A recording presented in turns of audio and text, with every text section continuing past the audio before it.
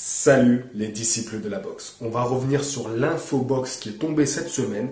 On a enfin le remplaçant de Saúl Canelo Alvarez qui va être Vance Martirosyan. Avant de présenter ce boxeur, on va revenir sur le contexte de cette annonce. Comme vous le savez, Golovkin et Alvarez devaient faire le combat le plus attendu de l'année, qui était un combat revanche, car leur premier affrontement avait été une décision nulle. On n'avait pas réussi à les départager sur le ring.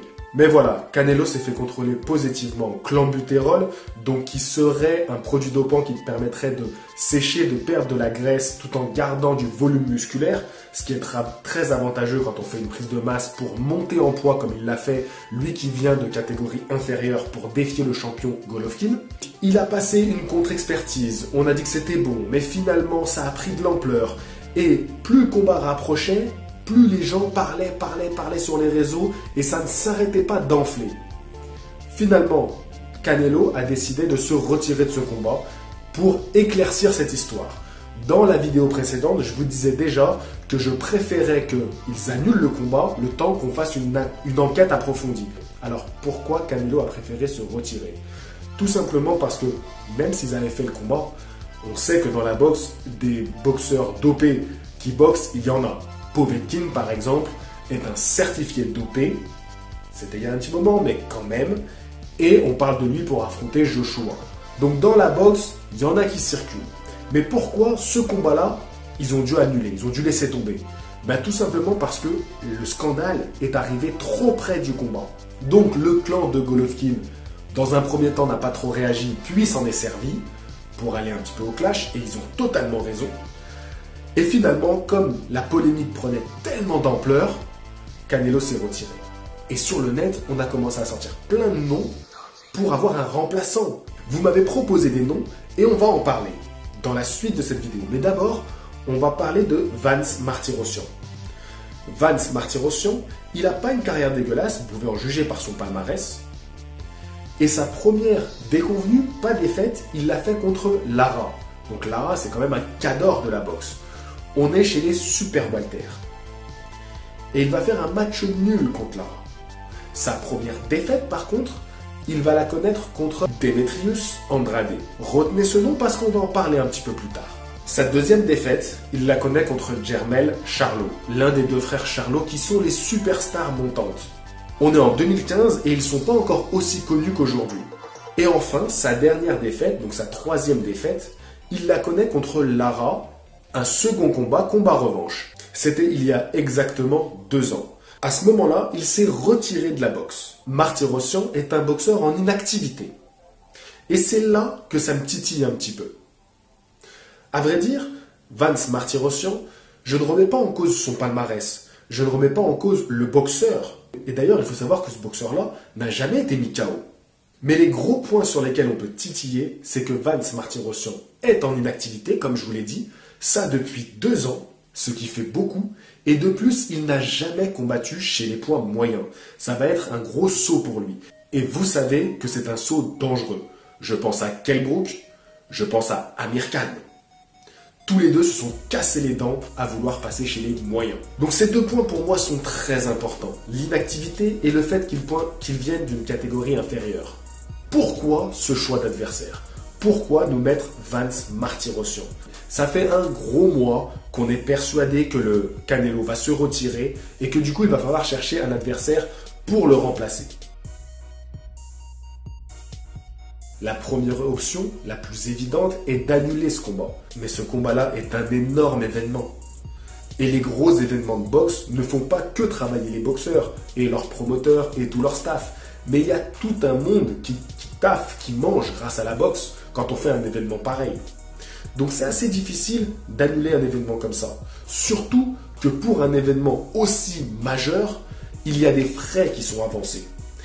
Et à mon avis, aucun des clans ne voulait perdre de l'argent dans cette histoire. C'est quand même dommage. Donc ils préfèrent mettre quelqu'un à la place, même quelqu'un qui va décevoir entre guillemets, pour au moins rentabiliser. Disons que annuler, c'est la pire des choses pour eux. On a 3 noms qui ressortent, que vous m'avez dit dans les commentaires et qui étaient les plus intéressants pour Golovkin. Et je vais vous expliquer pourquoi on ne pouvait pas avoir ces noms-là. Le premier, c'est Billy Joe Saunders. qui est le champion WBO. Donc pour que les ceintures soient unifiées, il faut que Golovkin affronte Billy Joe Saunders. Il ne lui reste plus que lui à affronter. Pour plier le game, il faut qu'il batte Billy Joe Saunders. Billy Joe Saunders, il a bien joué le coup. Quand il a su que Canelo, il était fébrile et qu'il allait bientôt tomber, il a bien pavané sur les réseaux sociaux et il a joué la carte de « Tu veux ma ceinture? Tu me veux? Eh ben viens me chercher. » Et il a bien raison, parce que jusqu'à aujourd'hui, c'est lui qui devait aller chercher Golovkin. Mais suite à cette histoire, il a fait le gars « Eh ben allez, toi tu viens à moi. » C'était très bien joué de sa part. Bon, le souci c'est qu'il va boxer en juin. Et contre Martin Murray. Donc, en plus, c'est un combat plutôt intéressant. C'est vrai que c'est pas une affiche qui est dégueulasse. Bon, ça vaut pas Golovkin, Billy Joe Saunders, mais c'est un combat, je vous avouerai que je vais le regarder avec plaisir. Alors, c'était difficile d'annuler ce combat-là, même si, avec l'argent dans la boxe, tout est possible. Négocier un tel affrontement entre deux champions pour unifier les ceintures, on ne pouvait pas faire ça si rapidement, en seulement 3 semaines. Il faut plus de temps, parce que les promoteurs... Un champion, c'est leur gagne-pain. Enfin, gagne-pain, c'est leur poule aux œufs d'or. Donc, ils ne veulent pas y toucher. Donc, ils vont négocier pendant de longs mois avant de vous proposer une date. Donc, cette carte-là, elle est morte. Une carte qui nous intéressait beaucoup, c'est de voir un match revanche, un autre match revanche, contre le fameux Daniel Jacobs. On a tous été ravis par la performance qu'a fait Daniel Jacobs, qui a été le premier à faire tenir aussi longtemps Golovkin sur le ring, à faire rester aussi longtemps Golovkin sur le ring. Il est allé au terme des 12 rounds, et même qu'en deuxième partie de combat, il a montré des choses très intéressantes qui, à mon humble avis, peuvent être retravaillées, voire améliorées pour un match retour. Mais voilà, Daniel Jacobs, lui aussi, il boxe le week-end prochain. Donc c'était difficile pour lui d'annuler sa réunion. En plus, je voulais surtout pas qu'il l'annule parce que lors de cette réunion, il y a notre fameux Johan Duhaupas qui va boxer. Bon, ça aurait pu se faire en sachant que le combat était avant. Donc il a la prépa nécessaire, c'est parfait. Ça aurait pu se goupiller. C'est un peu dommage. Pour moi, c'était la carte la plus envisageable et j'aurais bien aimé qu'on m'explique pourquoi ça s'est pas fait. Le troisième nom, c'est Jermall Charlo. Jermall Charlo, donc comme je vous ai dit, il y a Jermell et Jermall. Tous les deux boxaient en super welter et Jermall Charlo a décidé de monter chez les moyens. Lui aussi a un combat ce week-end justement, donc vous pouvez voir ce combat sur les chaînes télévisées françaises. Donc en termes de prépa, c'était jouable aussi. Mais disons que si on ne veut pas rompre un contrat, là aussi, ça aurait pu se faire, ça aurait pu faire. Mais à mon avis, les Charlot, ils attendent leur tour. Ils ont compris que sur ces frères-là, il y avait beaucoup d'argent à se faire. Et à mon avis, ils attendent leur tour bien patiemment. Et ils attendent que le roi soit fini, que le lion soit vieillissant pour l'attaquer à la gorge. C'est ce que je pense. Peut-être que je me trompe. Mais je pense qu'ils ont joué le coup de « on attend encore un peu ». Et c'est bien dommage.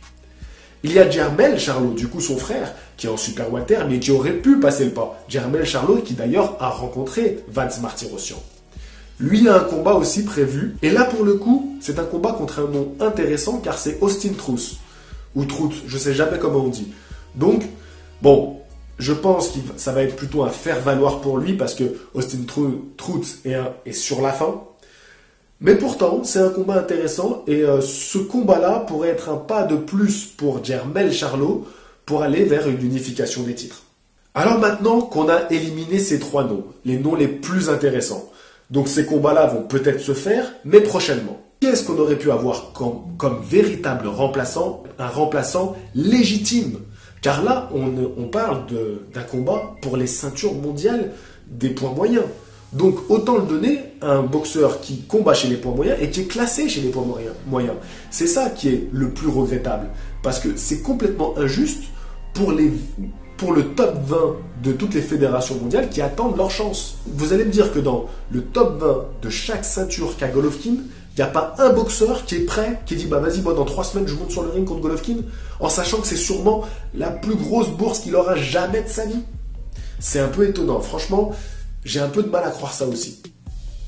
Ça va être difficile pour moi de rester objectif dans cette vidéo parce que c'est très flou le choix de cet adversaire-là. Mais on va quand même essayer de trouver des explications.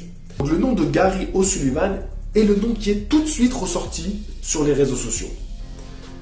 C'est vrai que depuis quelques temps, on parle pas mal de lui. il est en train de monter doucement, même si je vous avouerai que je ne pense pas qu'il soit de classe mondiale. Vous savez que les boxeurs de classe mondiale, il n'y en a pas beaucoup. Et souvent, il y a des boxeurs qui sont très populaires, mais dès qu'ils passent le pas du niveau mondial, ils se font casser les dents. Ils peuvent faire des beaux combats, mais souvent, ils se font casser les dents. Un bel exemple, même si ça m'a rendu triste, c'est David Lemieux. David Lemieux, pour moi, était un véritable espoir chez les poids moyens. J'en attendais beaucoup de lui, mais quand on l'a vu boxer contre Golovkin, on a bien ressenti qu'il était une classe en dessous. Et même quand il a retenté contre Billy Joe Saunders, il y avait quand même une classe d'écart. Tout mon amour à ce boxeur et j'espère qu'il va revenir très fort. Donc Gary O'Sullivan, pour moi, est dans cette gamme de boxeurs. C'est-à-dire qu'ils n'ont pas un niveau extraordinaire. Peut-être qu'un jour, ils auront une chance mondiale et peut-être qu'ils la saisiront. Mais là, on a quand même Golovkin qui est sur le trône. Et Golovkin, il est très impressionnant. Mais pour un Gary O'Sullivan, il y a tout intérêt à aller chercher un combat comme ça. Même s'il perd sur le ring, il aura toutes les excuses. Il aura qu'à dire qu'il n'était pas prêt, qu'on le prévient à la dernière minute, qu'il avait 3 semaines pour se préparer. Donc Gary O'Sullivan avait tout intérêt, l'argent, et de toute façon, espérer un combat revanche, car il aurait eu toutes les excuses pour justifier une éventuelle défaite, parce que peut-être qu'il aurait pu battre Golovkin. Je ne remets pas en question le fait que n'importe quel boxeur qui monte sur le ring peut gagner. Mais là, on parle du très haut niveau et on parle d'un champion immense qui est Golovkin. Surtout que Gary O'Sullivan a un combat prévu justement au début du mois prochain et il n'a pas d'adversaire. Donc, encore une fois, c'est étonnant. Une proposition très intéressante que vous m'avez faite, c'est Murata. C'est vrai que Murata aurait été un adversaire potentiellement très intéressant pour Golovkin. Mais à mon avis, Murata, il commence juste à se faire un nom chez les poids moyens et il n'avait pas envie de se cramer. Il n'avait pas envie de cramer sa chance. Je pense qu'il veut faire encore un petit peu monter sa cote. Je crois qu'aujourd'hui, il est trop peu cher, vous voyez. C'est-à-dire que l'argent qu'ils auraient mis sur la table, ça n'aurait pas été grand-chose.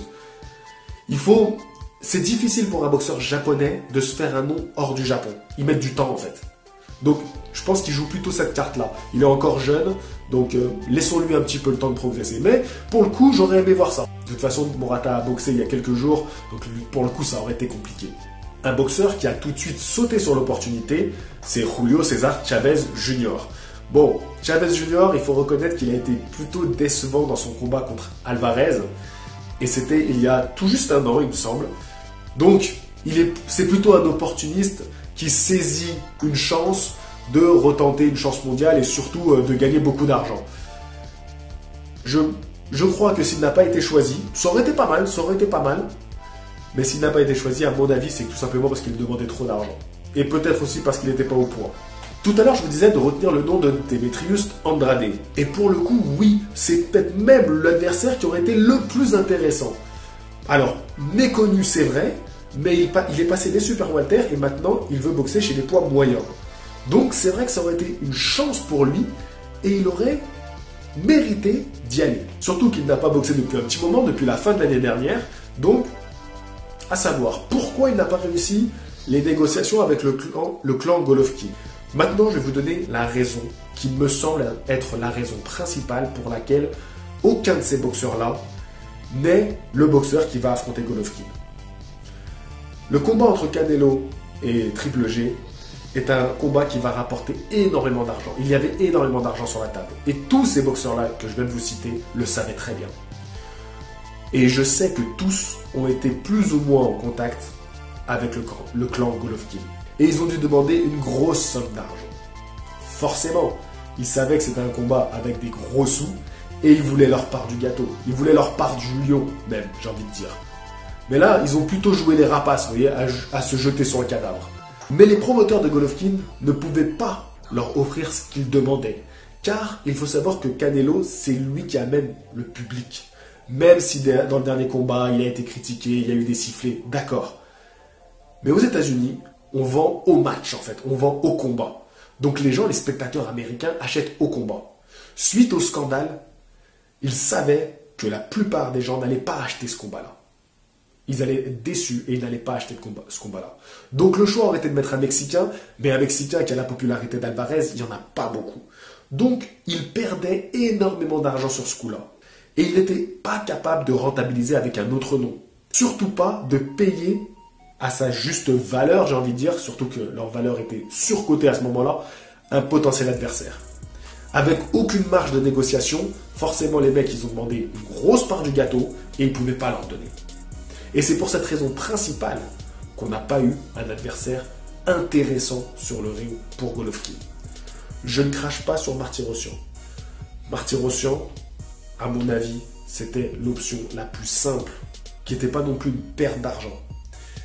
Car Martirosyan, il va quand même intéresser la communauté arménienne, qui est assez présente dans le monde entier. Et c'est quand même une communauté qui va venir voir le combat, qui va acheter les droits télé. Donc, il rentabilise un minimum. Il y a une chose que j'ai pensé en préparant cette vidéo pendant toute la journée. Donc, je réfléchissais à ce que j'allais vous dire. Et il y a peut-être un élément qui pourrait justifier la présence de Vance Martirosyan sur le ring. C'est que Vance Martirosyan préparait un comeback. J'y crois pas trop. Si quelqu'un a la réponse à cette question et savait que Vance Martirosyan préparait un comeback, alors j'aimerais qu'il me le dise dans les commentaires. Mais par contre, basez-vous sur des infos que vous avez eues avant l'annonce officielle de ce combat-là.